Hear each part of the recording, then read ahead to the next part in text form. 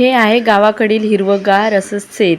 आता काही शेतामधील म्हणजे धान नवीन म्हणजे असं ते भरायला सुरुवात झालेली आहे.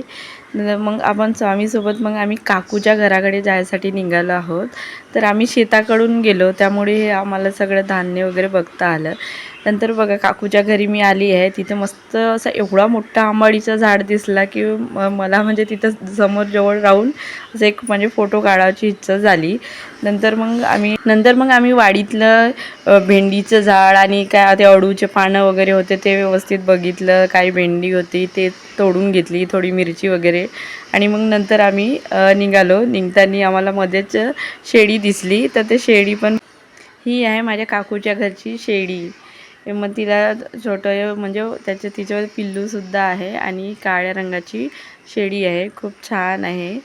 असा मिनी व्लॉग मी इथंच संपवते. जर तुम्ही या